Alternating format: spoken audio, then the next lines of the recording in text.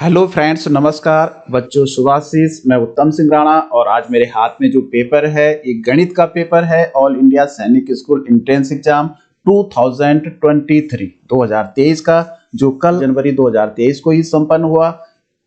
इसके अन्य parts Hindi, intelligent test, GK मैंने अलग पार्ट्स में सॉल्व किए हैं। उसका लिंक मैंने डिस्क्रिप्शन बॉक्स में दिया है। इसको हम विधिवत बहुत अच्छे मेथड से, मैं बहुत आसान और अच्छे मेथड से सॉल्व करने वाला हूं। अगर आप इंग्लिश मीडियम के भी स्टूडेंट हैं तो मुझे पूरा विश्वास है कि आपकी समझ में ये जरूर आएगा। ये शुरू करते हैं पहला प्रश्न गणित का। एक और रिक्वेस्ट रहेगी, अगर आपने मेरा चैनल सब्सक्राइब नहीं किया है तो प्लीज सब्सक्राइब कर दीजिएगा, इस वीडियो को लाइक जरूर कीजिएगा। तो ये पहला प्रश्न है, मनुष्य के शरीर का तापमान 37 डिग्री सेंटीग्रेड होता है, उसे फ़ारेनहाइट में परिवर्तित कीजिए। तो वैसे तो ज्यादातर बच्चों को याद रहता है, क्योंकि 37 डिग्री अगर सेल्सियस में होता तो फ़ारेनहाइट में होता है 98.5 डिग्री फ़ारेनहाइट। लेकिन इसको जो तरीका है इसको बदलने का, उसके लिए एक स्पेशल फॉर्मूला है, C = 5/9 और F-32। इसको ऐसा भी कर सकते हैं, इसको पक्षांतर कर दीजिए। देखिए F-32 = C, क्योंकि हमने ये C को, ये इसका पक्षांतर इधर कर दिया C की तरफ, तो ये हो जाएगा 9/5C। तो इसका अर्थ ये हुआ कि F = 9/5 और C का मतलब जो सेल्सियस में दे रखा है 37। अब ये -32 है तो यहां जाके +32 हो जाएगा, इसका पक्षांतर हो जाएगा। या तो अगर आप इसको काटना चाहे तो यहाँ दशमलव में आएगा 5 एकम 5, 5 सत्ता 35, 5 7 35 और 2 बचा, यहाँ दशमलव लगा तो 0 5 चौको 20, इतना हुआ। अगर इसको अब फिर आप गुणा कीजिए, 9 चौको 36, 3 9 7 63 और 3 66.66 हो गया, प्लस इसमें 32 कर दीजिए। तो जब हम इसमें 32 जोड़ देंगे, मैंने यहां लिख दिया जोड़ने के लिए इसको 32.0, तो 6 हो गया, अच्छा 2 8 हो गया, 6 3 9 हो गया। देखिए 98.6 हो गया। 98.6 डिग्री फ़ारेनहाइट होता है। यहाँ पे गलत मिस्टेक प्रिंट हो रखा है, यहाँ पे एक्चुअल में इसका मान 98.6 डिग्री फ़ारेनहाइट ही होना चाहिए था, लेकिन इन सब में से सबसे निकट का आंसर यही है, इसलिए आंसर यही होगा। ये -50 डिग्री सेंटीग्रेड और 72 डिग्री सेंटीग्रेड के बीच का अंतर है। देखिए बहुत अच्छा प्रश्न है, बच्चे इसमें चकरा जाते हैं। एक्चुअल में ये संख्या रेखा को जब तक आपकी समझ में नहीं आता है तब तक ऐसे प्रश्न करने आपके लिए थोड़ा कठिन हो जाते हैं। देखिए संख्या रेखा में यहाँ पे 0 है, यहाँ +1 है, 2 है, 3 है, तो इस तरह से इधर कहीं कोने में आगे जाके जब गिनती आएगी तो ये 72 डिग्री है।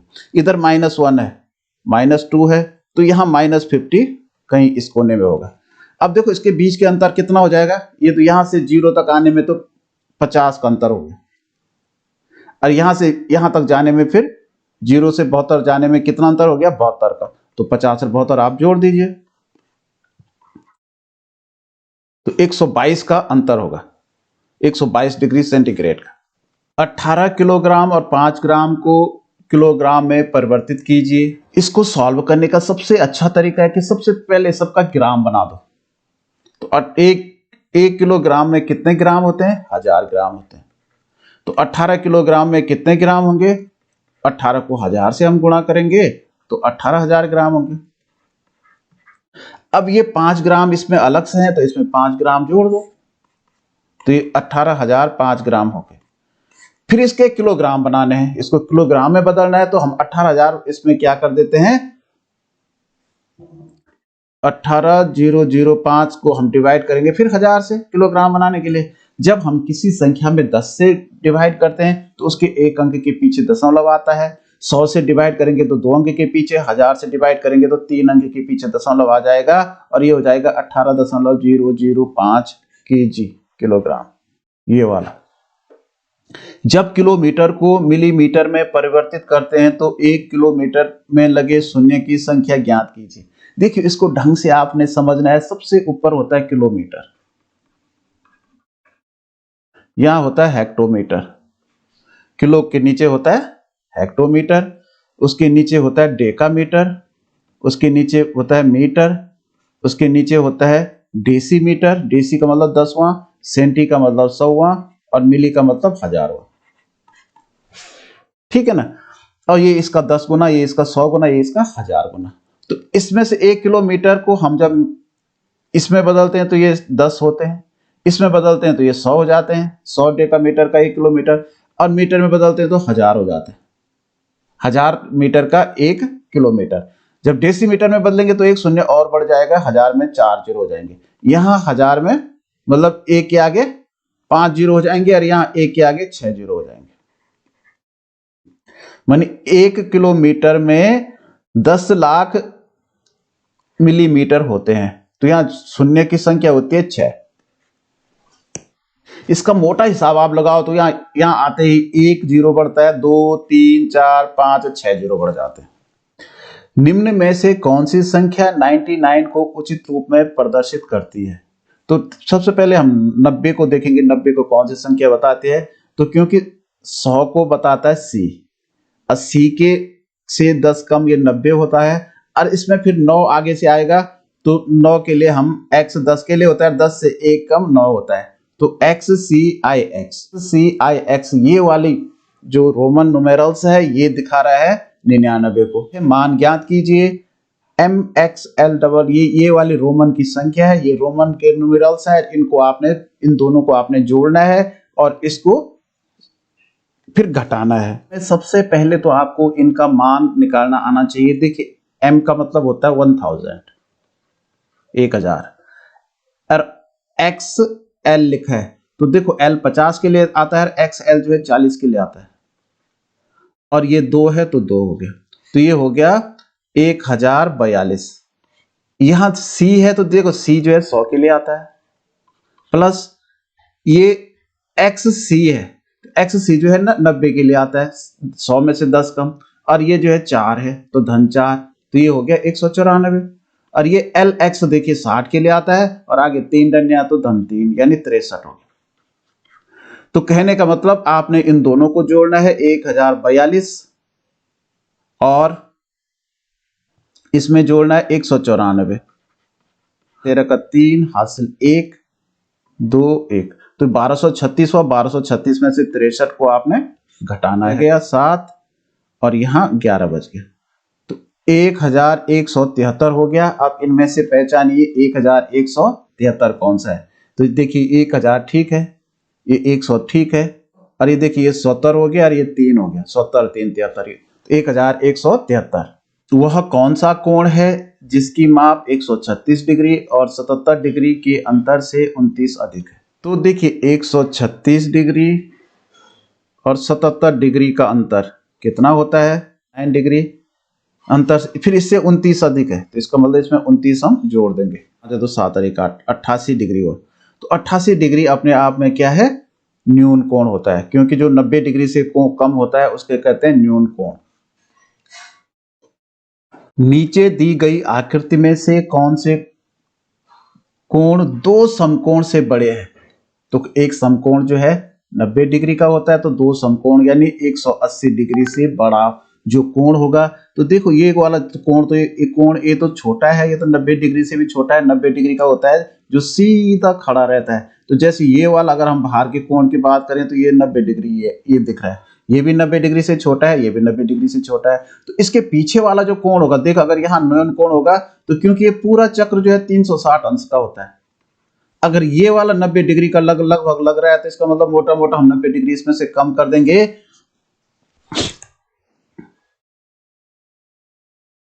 तो ये 270 डिग्री का ये वाला कोण होगा सी वाला। तो ये जो 180 से बड़ा है यानी दो समकोण से बड़ा है, तो इसका आंसर केवल कोण सी। निम्नलिखित विधान को पढ़िए और उचित पर्याय चुनिए। विधान ए, वृत्त के सभी जीवा से व्यास बनता है। देखिए वृत्त ये है, इसके अंदर जो हम लाइनिंग पंक्तियां मारते हैं ये सब जीवा होती है, और जो सबसे लंबी जीवा होती है वही व्यास होती है, ये बीच वाली जो मध्य से उसके सेंटर से जाती है। तो सभी जीवा से तो व्यास बनता ही नहीं है, केवल व्यास जो है सबसे लंबी जीवा से बनेगा। अब व्यास वृत्त की सबसे लंबी जीवा है, ये सही है। तो ये केवल विधान ए सत्य है, ये गलत हो गया, दोनों विधान सत्य हैं, ये भी गलत हो गया, केवल विधान बी सत्य है, ये सही। एक बैलगाड़ी 230 किलोग्राम रेत निर्माण स्थल पर ले जा रही है। यदि 4.65 किलोग्राम रेत रास्ते में बैलगाड़ी से गिर जाती है तो निर्माण स्थल पर कितनी रेत पहुंचती है। देखिए 230 किलोग्राम ले जा रही है और गिराया उसने 4.65 किलोग्राम, तो ये दशमलव में है तो इसको 0.00 आप कर दीजिए, और यहाँ इकाई के स्थान पे 4 दशमलव के ठीक नीचे दशमलव और यहाँ 65 इस तरह से लिखेंगे। तो ये गिर गई तो निर्माण स्थल पे कितनी पहुंची, तो घटाने का सवाल है। 10 में से 5 गया 5, यहाँ 9 बचा 3 और यहाँ भी 9 बचा तो 4, और यहाँ 9 में से 4 गया तो 5 और यहाँ 2, तो 225.35 किलोग्राम रेत निर्माण स्थल तक पहुंची। यदि एक कार की गति 100 किलोमीटर प्रति घंटा से 50 किलोमीटर प्रति घंटा कम कर दी, तो देखिए 100 किलोमीटर पहले प्रति घंटा थी, अब 50 किलोमीटर कम कर दी तो मतलब 50 किलोमीटर प्रति घंटा चाल ही रह गई। तो वही अंतर तय करने के लिए कितना समय लगेगा, तो क्योंकि इसकी चाल आधा हो गई तो समय तो दुगना लगेगा, तो समान तो नहीं लगेगा, तो समय दुगना लगेगा। जब चाल आधी हो जाएगी तो टाइम दुगना लगेगा। एक ट्रेन 1862 किलोमीटर अंतर 98 किलोमीटर प्रति घंटा की गति से तय करती है। यदि अंतर तय करने के लिए कितना समय लेगी, यह अंतर तय करने के लिए, तो देखिए इतने किलोमीटर ये चलती है 98 किलोमीटर प्रति घंटा की दर से, तो हमें बताना है समय। तो समय बराबर होता है डिस्टेंस अपॉन स्पीड, तो यानी 1862 बटे 98। तो देखिए किससे कट रहा है, ये 8 से डिवाइड कर दीजिए 1862 को, 98 कम 98 होगा पहले, 9 बार देखिए 9 8 72 का 2 7 9 9 में 81 और 7 88, तो देखो 19 घंटे का समय लगेगा।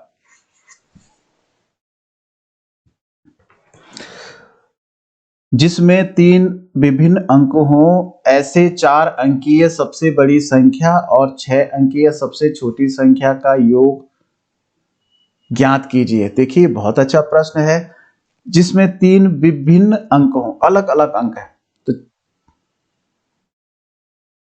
3 अंक अलग अलग, तो 4 अंकीय सबसे बड़ी संख्या। तो सबसे बड़ी संख्या हम कैसे बनाएंगे, सबसे बड़ा देखिए हम क्या करेंगे, पहले सबसे बड़ा 8 9 है, 3 अलग अलग अंक होने चाहिए, एक 8 ले लो 7 ले लो, तभी तो सबसे बड़ी संख्या बनेगी 4 अंकों की। लेकिन अब ये 4 अंकों की बनानी है तो इसका मतलब 3 विभिन्न अंक हों, यानी एक अंक का प्रयोग 2 बार करना पड़ेगा, और एक अंक का प्रयोग 2 बार करेंगे तो हम 9 का प्रयोग 2 बार करेंगे, तो बड़ी से बड़ी संख्या बनाने के लिए इस तरह से ये सबसे बड़ी संख्या बन जाएगी 4 में। भी 6 अंकीय सबसे छोटी संख्या का, अब इसमें 6 अंक सबसे छोटे बनाने तो यहाँ 6 अंक अलग अलग लेने पड़ेंगे, तो सबसे छोटा 0 होता है, 1 होता है और 2 होता है, इन्हीं से हमें 6 अंकीय संख्या बनानी पड़ेगी। तो इसमें क्या करेंगे हम,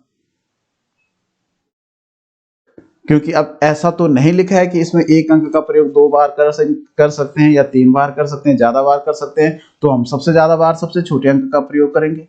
तो सबसे छोटी संख्या जो बनेगी वो बन जाएगी, पहले 1 लिखेंगे तब 0 0, क्योंकि 3 अंक हैं तो 6 अंक बनाने हैं, तो 0 1 2 3 4 5 और 6, छठवां 2, तो इसमें 3 अलग अलग अंक हो गया, एक 0 हो गया, एक 1 हो गया, एक 2 हो गया, इसमें भी 9 8 7 हो गया। अब इसमें क्या बताना है, योग ज्ञात करना है, तो योग का मतलब जोड़। अब देखिए 7 और 2 9, 8 में 0 जोड़ के 8 ही होगा, 9 में 0 जोड़ के 9 ही होगा, 9 में ये 0 जोड़ के 9 ही होगा, और ये 10 का 10 होगा, तो 1,09,989। देखिए 1,09,989 हो गया। 3 0 5 8 और 1 इन अंकों का उपयोग करके बनाए हुए सबसे छोटी और सबसे बड़ी 5 अंकीय संख्याओं के योग में से 28,576 व्यकलन कीजिए। देखिए पहले इससे सबसे छोटी संख्या में बना रहा हूं, तो सबसे पहले 1 लिखेंगे, फिर 0 लिखेंगे, फिर 3, फिर उससे बड़ा 5, फिर सबसे बड़ा 8, फिर 5 अंक की सबसे बड़ी संख्या बनानी है, तो यहाँ सबसे बड़ा 8, 5, 3, 1 और 0। तो संख्याओं के योग से, योग मतलब इसको जोड़ देना हमने, तो 95,668 हो गया। तो इसमें से इसको घटाना है, व्यकलन करने का मतलब घटाना ही होगा, क्योंकि इसका जोड़ ज्यादा जा रहा है, तो इसका जोड़ का तो आंसर नहीं मिल पाएगा। तो देखते हैं इसको घटाने में से क्या होता है। 95,668 में से 8 गया 7, और यहाँ 8 में 6 गया 2, 67,092। तो 67,092 इसमें आंसर है। सरल कोण के एक चतुर्थांश का पूरक होगा। तो जो सरल कोण होता है सीधा, वो 180 अंश का होता है, और इसका एक चतुर्थांश का मतलब 1/4।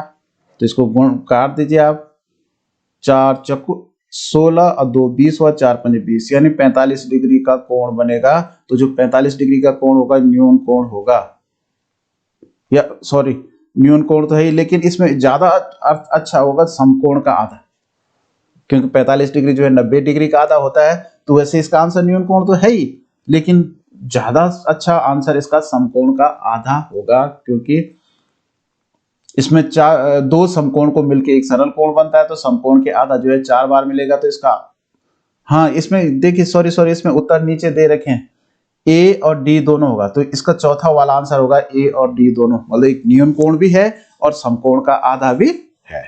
एक कोण समकोण के आधे से, पहले समकोण का आधा यानी 90 का आधा, तो कितना होता है 45 होता है। तो 45 से तिगुना है, यानी 45 गुणा 3, तो 3 5 15 का 5, हासिल 1, 4 3 12 और 1 13, यानी 135 डिग्री। उसका संपूरक कोण ज्ञात कीजिए।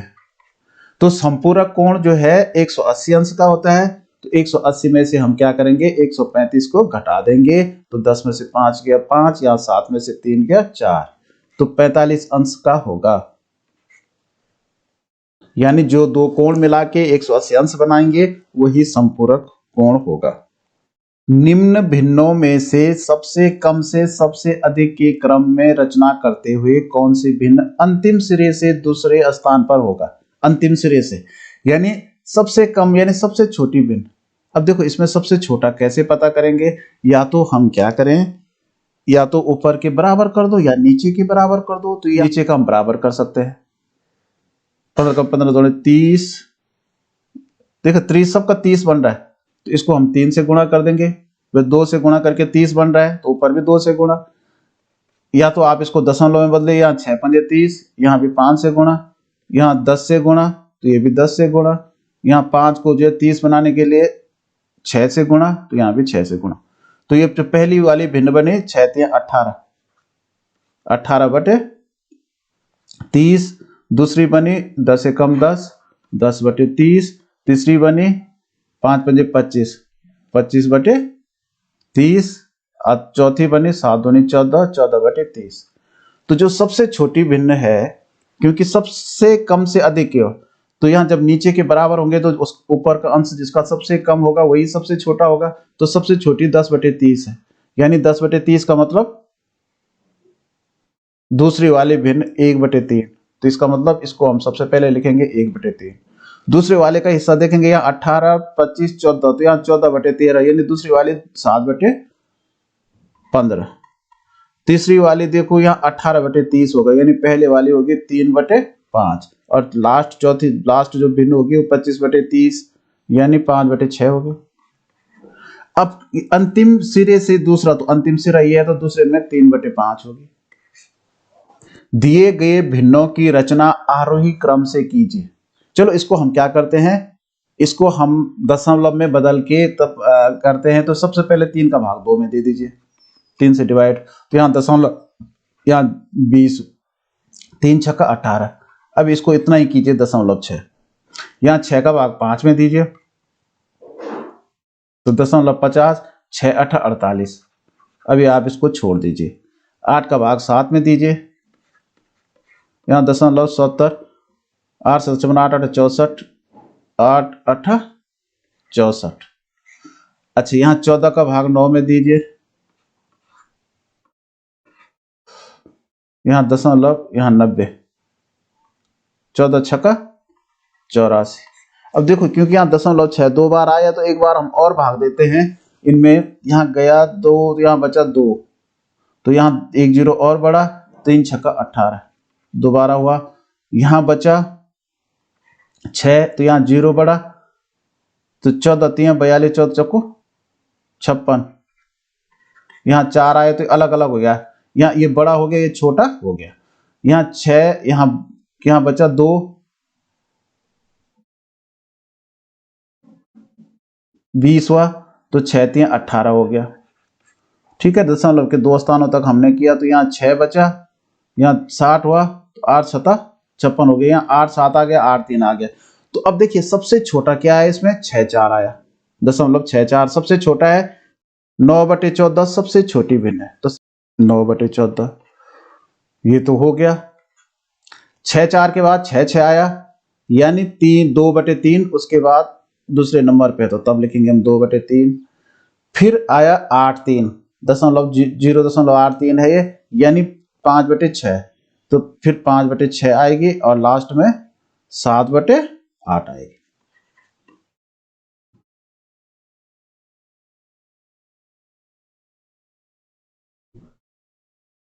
तो ये वाला आंसर बिल्कुल सही है, तीसरा वाला। दी गई तालिका एक दुकान की कुछ वस्तुओं की कीमतें दर्शाती है। तो यहाँ ये वस्तुओं के नाम है, इसकी कीमतें हैं। प्रश्न ये है चीनी और चावल की संयुक्त कीमतें। तो पहले चीनी की कीमत है 72 रुपये प्रति किलोग्राम और चावल की है 108 रुपये प्रति किलोग्राम। तो संयुक्त का मतलब इसको हमने जोड़ देना है, तो 180 हो गया, 180 किलोग्राम। कॉफी और गेहूं की काफी और गेहूं की संयुक्त कीमतों से कितना अनुपात है। तो कॉफी और गेहूं, तो कॉफी की देखिए 237 है और गेहूं का 63 है, तो 300 है। तो इसका अनुपात जो है, इसको आप काट दीजिए, 180 अनुपात 300 है। तो ये देखिए 0 0 कटा, 6 3 18 और 6 5 30, यानी 3:5 का अनुपात है। अनुपात 2:3 प्राप्त करने के लिए अनुपात 7:13 के हर पद में से कौन सी सबसे कम संख्या मिलानी होगी। 7 प्लस x किया हमने, अनुपात 13 प्लस x बराबर 2:3 हमने इसको बनाना है। मतलब 7 में भी उतना ही जोड़ना है, 13 में भी उतना ही जोड़ना है। तो कौन सी संख्या जोड़ के ये बनेगा, बटे 13 प्लस x बराबर 2/3। इसका गुणा हम ये वाला कर देंगे, 7 या 21 धन 3x बराबर 13 दूनी 26 धन 2x। तो हमने क्या किया, x इधर ले आए, 3x, और जब ये धन 2x आएगा तो यहाँ ऋण 2x हो जाएगा, बराबर ये 26 ऐसे रहेगा। ये यहाँ इसके पीछे धन माना जाएगा, तो धन 21 इधर जाएगा तो ऋण 21 हो जाएगा। तो 3x में से 2x गया तो एक ही x बचा, x बराबर, तो 26 में से 21 गया तो 5। यानी अगर हम 7 में भी 5 जोड़े और 13 में भी 5 जोड़े, तो देखो 7 में 5 जोड़ के होते हैं 12 और 13 में 5 जोड़ के होते हैं 18। तो इसको अगर हम काटेंगे तो 6 दूनी 12 और 6 3 18, तो 2:3 आ गए। देखिए ठीक है। एक घड़ी रुपए 1275 में बेचकर जावेद को 15% नुकसान हुआ। 10% लाभ मिलने के लिए उसे घड़ी कितने में बेचनी होगी। तो पहले तो हमें इसका क्रय मूल्य ज्ञात करेंगे, क्योंकि इसमें घड़ी का क्रय मूल्य नहीं दिया गया है। तो क्रय मूल्य ज्ञात करने के लिए हमें क्या करना पड़ेगा, माना क्रय मूल्य 100 रुपए, जो कॉस्ट प्राइस है CP 100 रुपीज है। तो क्योंकि 15% का नुकसान हो रहा है, तो उसके हिसाब से जो SP होगा, यानी विक्रय मूल्य होगा, 15 रुपए कम हो जाएगा 100 में से, तो 85 रुपए हो जाएगा। तो वास्तविक क्रय मूल्य जो ज्ञात किया जाता है, CP क्रय मूल्य, जो वास्तविक क्रय मूल्य ज्ञात करने के लिए हम क्या करते हैं, 100/85 और गुणा गया जो विक्रय मूल्य दे रखा है 1275। तो इसको काटिए, देखिए 5 से कट रहा है, 5 कम 5 35, 5 सता 35, 5 दूनी 10 और 0। 17 से देखिए, 17 छक्का 17 50, 17 छक्का 102, 17 सता 119, 17 सता 119 हुआ और ये 8 बचा तो 85 हो गया। तो 17 पंजे 85, तो देखो 75 दोना होता है 150 और 1 0 20 का, यानी 1500 रुपए क्रय मूल्य था। तो 10% लाभ प्राप्त करने के लिए तो 1500 का हमने क्या करना है, 10% निकाल दो। तो इन्होंने 10%, तो 2 0 कटे, 1 0 ये काटो, 1 0 ये काटो, तो 150 रुपए का लाभ प्राप्त करने के लिए कितने में बेचना पड़ेगा। तो क्योंकि 1500 में इन्होंने खरीदा तो 150 इसमें और जोड़ दो, यानी 1650 में बेचना पड़ेगा। सीमा और रवि ने एक धंधे में 1,50,000 की रकम 2:3 के अनुपात में निवेश की। तो पहले यहीं पर देखिए 2:3 के अनुपात में निवेश की, तो निवेश कितना किया इन्होंने, 2x की, एक ने किया 3x, एक ने किया, तो कुल किया 1,50,000। तो तीनों तो 5x बराबर हो गया 1,50,000। तो x बराबर कितना होगा, तो यहां से मैं यहीं पे कर रहा हूं 5 या 15, यानी 30,000 हो गया। यानी इसने 2 अनुपात करी तो इसको 2 से गुणा कर दो तो 60,000, और इन्होंने 3 से दूसरे ने करा तो इसको हम 3 से गुणा कर देंगे तो 90,000। यहां तक तो ये सवाल इतना हो गया। वर्ष के अंत में उन्हें निवेश की हुई रकम पर 150% लाभ हुआ। यदि वे लाभ की रकम समान अनुपात में साझा करते हैं तो सीमा को हिस्से की कितनी रकम आएगी, की रकम ये है। तो इसका सीधा 50%, क्योंकि इसी का निकाल दीजिए आप सीधा, 60,000 का 150% का फायदा हुआ। तो देखो 2 0 कटे, 1 0 1 0 कटा, 15 1 2 3 0 पहले हम लगा देंगे सीधे गुणा करके, 15 छक्का 90, 90,000 तो सीमा को फायदे के मिले और 60,000 अपने, तो 90 और 60 हो गया 1,50,000 रुपए। तो सीमा को अकेले ही 1,50,000 रुपए वापस मिलेंगे। 21 में से 6 15 गया तो 6 और 6 ऋण 6, तो इसका बराबर क्या है, 21 में से 15 में से 6 गया, कितना बचा 9। तो 21 में से 9 गया तो यहाँ ज्यादा बच रहा है, यहाँ 6 में से 6 गया 0 बच रहा है, तो इसका मतलब ये गलत है। दूसरा वाला देखो, इसको देखिए तो यहाँ पहले 6 का भाग 36 में देने का तो 6, तो 14 गुणा 6 हुआ, 14 छक्का 84 हो गया, 84 में से 10 कम किया तो 74 हो गया। तो यहाँ 84 लिखा है तो इसका मतलब ये गलत है। इसको देखो 93 गुणा 63 है, ऋण इतना है 9300 है, तो इन दोनों का गुणा होता है 5,859, ऋण करना है इन दोनों का गुणा फिर, यानी 3441। तो 9 में से 1 गया तो यहाँ 8 बच रहा है, तो यहाँ 9300 है, तो ज्यादा करने की जरूरत ही नहीं, ये भी गलत है। इसको देखिए, इसमें हम सबसे पहले भाग करेंगे, तो 7 का भाग 49 में देखिए 7 ही आएगा, 7 गुणा 5, तो पहले 7 पंजे 35 हो गया। अब 35 और 25 कितना होता है, 35 में 25 जोड़ेंगे तो 40 60 होता है, तो 60 में से 6 गया 54, बिल्कुल सही है। देखो यहाँ 35 हुआ तो इन दोनों को हम जोड़ेंगे तो ये 60 हुआ, और 60 में से ये 6 ऋण किया तो 54 हुआ। इस प्रश्न को देखिए, इसमें सबसे पहले हम सबसे छोटे कोष्ठ का हल करेंगे, वो भी सबसे पहले करेंगे डिवाइड, तो बाकी हम वैसे लिख देंगे 9 धन 6 धन 7 ऑफ 3 माइनस 9 प्लस 2, और यहाँ माइनस करके 2 का भाग हमने 6 में दिया तो 2 3 जा 6, तो ये हो गया। फिर इक्वल करके इसको पूरा ही हम एक साथ सॉल्व कर सकते हैं। आप चाहो तो इस लाइन को भी यहीं पे सॉल्व कर दो, क्योंकि इसके बाद इसका नंबर आने वाला है सॉल्व करके, तो ऑफ भी हम एक ही बार सॉल्व करेंगे तो आसान हो जाएगा। 9 धन बड़ा को शुरू 6 धन, तो ये 7 ऑफ मतलब 7 का 3 है ये, तो 7 या 21 हो गया ऋण। अब यहाँ देखो 9 में 2 जोड़ा और 3 घटाया, तो 9 और 2 11 और यहाँ 3 8 हो गया। अब देखो यहाँ हम एक साथ सॉल्व कर सकते हैं। 9 धन तो 21 में 6 जोड़ के हो गया 27 और 27 में से 8 घटा के हो गया 19। अब 19 में 9 जोड़ के 28, तो आंसर आ गया 28। देखिए 13, 14, 19 ए तथा 17 का मध्यमान 22 है। यहाँ पे मध्यमान का आशय जो है औसत से है, बीच का मान। तो सबसे हम देखिए यूनिट कितनी है, 1 2 3 4 5 है।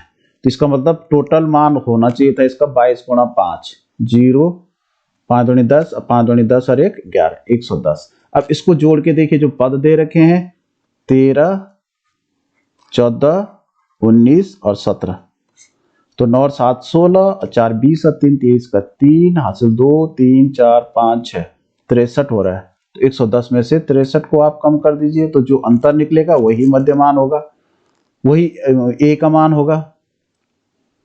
10 में से 3 गया 7, 10 में से 6 गया 4, ए का मान होगा 47। बल्लेबाज ने 4 मैचों में बनाए हुए रन नीचे दिए गए हैं। बल्लेबाज ने बनाए हुए रनों की औसत ज्ञात कीजिए।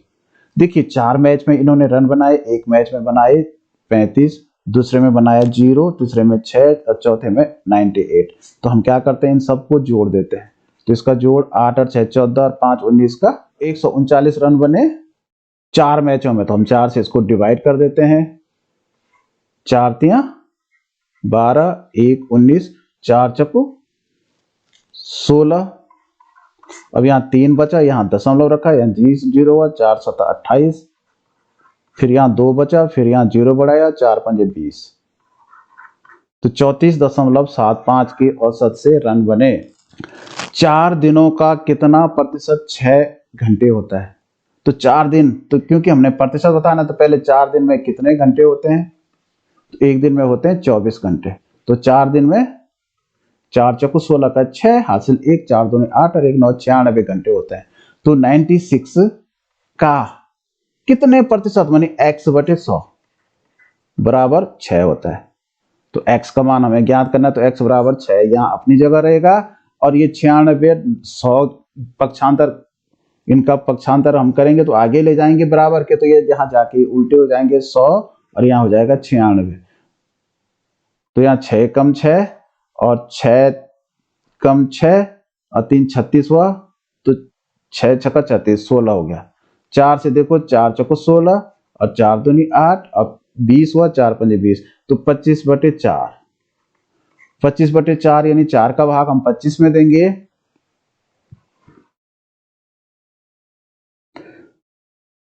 तो 4 छक्का 24, यहाँ बचा 1, तो ये 1 यहाँ ऊपर और ये 4 नीचे, तो 6 से ही 1 बटे 4 प्रतिशत होगा। ये इसको आपने सुमेलित करना है। सबसे लंबी जिह्वा, तो जो सबसे लंबी जिह्वा होती है ना वो व्यास होती है। वृत्त का आधा क्या होता है, अर्धवृत्त कहते हैं। व्यास का आधा क्या होता है, त्रिज्या होता है। तो 2 त्रिज्याओं के मध्य का स्थान हो जाएगा वृत्त खंड। और डी का पहला ये वाला आंसर बिल्कुल सही है। प्रत्येक घन का किनारा 4 सेंटीमीटर है। ऐसे 3 घनों को जोड़कर एक घना बनाया गया। किनारा जो है 4 सेंटीमीटर है, तो इसको जब मिलाया जाता है तो इसका हमें आयतन मालूम होना चाहिए। तो एक घन का आयतन कितना हो जाएगा, 4 गुणा 4 गुणा 4 हो जाएगा। तो 4 चौको 16, 16 चौको 64 हो जाएगा, 64 घन सेंटीमीटर। लेकिन ये घन जो है 3 घनों को मिलाया गया, तो इसके लिए 3 घनों का 3 चौको 12, 1 6 3 18 1 19, 192 घन सेंटीमीटर इसका आयतन हो गया तीनों का। तो इसका मतलब जो एक घन बनाया इसका आयतन भी होगा, एक जो घनाभ बना इसका आयतन भी 192 घन सेंटीमीटर हो जाएगा। एक घनाभ का घनफल ज्ञात कीजिए, तो 192 सेंटीमीटर क्यूब। घनाभ के एक बाजू का परिमाप है 40 सेंटीमीटर। इस घनाभ की लंबाई और गहराई मीटर 8 सेंटीमीटर है, तो घनाभ का घनफल ज्ञात कीजिए। घनाभ का बाजू का परिमाप दे रखा, चलो मैंने इसको मान लिया। इन चारों भुजाओं का योग जो है 40 सेंटीमीटर है। इसमें 2 चीजें दे रखी हैं, गहराई यानी ये और लंबाई दे रखी है 13। तो जब 13 लंबाई हो गई तो हम इसकी चौड़ाई ज्ञात करेंगे पहले, ठीक है ना। तो क्योंकि इसमें 2 लंबाइयां होती हैं, तो 2 लंबाइयां हो गई 13 13, क्योंकि ये होता है 2 लंबाई धन 2 चौड़ाई बराबर परिमाप होता है कि नहीं होता है, 2 धन लंबाई तो 40 सेंटीमीटर। तो दो लंबाई हमने ज्ञात है 26 हो गया, धन 2 चौड़ाई हमें ज्ञात करनी है। तो सीधा हम ये 26 को कहां ले गए, यहां धन में, तो यहां ऋण 26 हो गया। तो चौड़ाई बराबर कितना हो गया, 40 में से 26 चला गया तो 14, और इसका 2 हमने यहाँ डिवाइड में कर दिया तो 7 हो गया। तो जब इसकी चौड़ाई 7 हो गई तो देखो 13 7 20, और इन दोनों का 20 40 हो गया। अब चौड़ाई भी हमें पता चले गई, गहराई दे रखी है, लंबाई दे रखी है। तो इसका जो घनफल है यानी आयतन 13 गुणा 8 गुणा 7, 13 8 104 और 728 सेंटीमीटर क्यूब हो जाएगा। तो आपने थोड़ा समझना है कि इसकी पहले देखो परिमाप दे रखा है और लंबाई दे रखी है, तो इसको चौड़ाई ज्ञात करनी है, गहराई ऊंचाई दे रखी है इसमें। निम्न में से कौन सी 4 क्रमांकगत संयुक्त संख्याएं हैं। तो संयुक्त संख्या यहाँ पे जो ट्रांसलेटर से ट्रांसलेट किया गया पेपर है, ये थोड़ा सा इसमें भाषा की प्रॉब्लम है। संयुक्त संख्या का मतलब भाज्य संख्या से है। संयुक्त संख्या उसे कहते हैं जिसका 2 से अधिक गुणनखंड होते हैं, जिसके एक के अलावा और स्वयं के अलावा कोई तीसरा गुणनखंड है। तो देखिए इसमें तो अभाज्य संख्या आ गई, इसमें भी अभाज्य संख्या आ गई, इसमें भी देखिए अच्छा अभाज्य संख्या आ गई। तो क्रमांकगत देखो 90 भाज्य है, 91 भाज्य है, 92 भाज्य है और 93 भाज्य है। तो क्रमांकगत संयुक्त संख्याएं 4 ये हैं। और 100 के बीच अभाज्य युग्म की जोड़ी है। लगातार आने वाली संख्याएं हैं और अभाज्य हैं, तो ये दोनों संख्याएं 70 और 100 के बीच जो है। यहाँ पे युग्म का आशय उस जोड़े से है जिसमें 2 का अंतर हो केवल। तो यहाँ देखो ये भी युग्म है लेकिन इसमें 4 का अंतर है, इसलिए ये आंसर नहीं होगा, यही आंसर होगा। नीचे दी गए दोनों भुजाएं और कोण के आधार पर त्रिभुज का नाम बताइए। तो देखिए यहाँ तीनों भुजाएं अलग अलग नाप की हैं। तो एक तो विषमबाहु है ये, इसका एक कोण समकोण है, एक के आधार पर समकोण त्रिभुज हो गया और भुजाओं के आधार पर हो गया विषमबाहु त्रिभुज। समद्विबाहु और न्यून त्रिभुज ये तो हो नहीं सकता। अधिक और सम त्रिभुज, अधिक ये भी नहीं हो सकता। विषमबाहु और सम त्रिभुज, और ये है समबाहु और अधिक त्रिभुज। तो समबाहु तो नहीं है, तो विषमबाहु और समकोण त्रिभुज होना चाहिए था, ये स्पष्ट नहीं छपा है। तो विषमबाहु और समकोण त्रिभुज ये आंसर इसका सही। नीचे 2 विधान दिए गए हैं, एक अभिकथन ए और दूसरा आर। अभिकथन ए समकोण त्रिभुज एक सम बहुभुज नहीं है। तो ये सम बहुभुज नहीं है क्योंकि समकोण त्रिभुज के तीनों कोण बराबर नहीं होते हैं, बिल्कुल सही कह रहा है। एक सम बहुभुज की सभी भुजाएं और कोण समान होते हैं। जो पॉलीगॉन होता है उसके सभी कोण भी और सभी भुजाएं भी बराबर होते हैं, ये भी बिल्कुल सही है। तो क्योंकि समकोण त्रिभुज के सभी कोण बराबर नहीं होते हैं, तो इसकी परिभाषा को भी इसके आधार पर यही कोण एक भाई ये त्रिभुज जो है समबाहुभुज नहीं है, क्योंकि इसके सारे कोण बराबर नहीं होते हैं। तो इसका मतलब ये कह रहा है दोनों ए और आर सत्य हैं, ए आर की उचित स्पष्टीकरण है, बिल्कुल यही आंसर होगा। ए और आर दोनों सत्य हैं और ए जो है आर का उचित स्पष्टीकरण है। यहाँ देखिए 54 में इसका भाग दीजिए तो मान, तो इसमें सबसे पहले हम क्या करते हैं, जिस संख्या से हमें भाग देना होता है उसका दशमलव हम हटा देते हैं, और डेसिमल हटाने का जो सबसे बढ़िया तरीका है 0.009 है। तो यहाँ 3 अंकों के पीछे दशमलव है तो इसको 1000 से गुणा करना पड़ेगा। जब 3 अंकों के पीछे दशमलव हो तो 1 अंक के पीछे दशमलव होता है तो 10 से गुणा, 2 के पीछे होता है तो 100 से गुणा, और 3 के पीछे होता है तो यहाँ 54,000 हो गया। और यहाँ देखो 1000 से गुणा करके 9 के आगे 3 जीरो आ गए। अब क्योंकि यहाँ 3 अंकों के पीछे दशमलव है तो यहाँ ये दशमलव आ गया। अब 9 से हम 54 को डिवाइड करेंगे तो आप यहीं भी काट सकते हैं, 9 छक्का 54। अब यहाँ 6 के आगे 3 जीरो आ गया तो 6000 आंसर होगा।